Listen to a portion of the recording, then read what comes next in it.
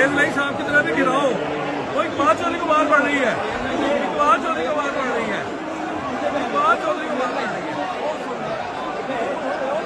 परवेज लाई को बाहर पड़ रही है।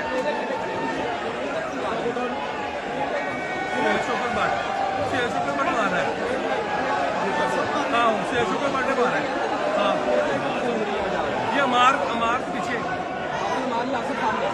हाफिज अमार के सामने।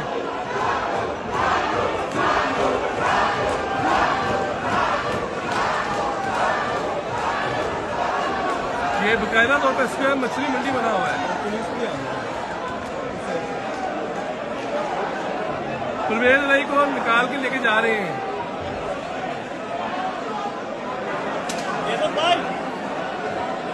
ये परवेज लाई साहब जा रहे हैं। ये परवेज लाई साहब, ये उन्हें पकड़ा गया है, ये लेके इन्हें पहले मारा गया है। ये परवेज लाई साहब को लेके जा रहे हैं।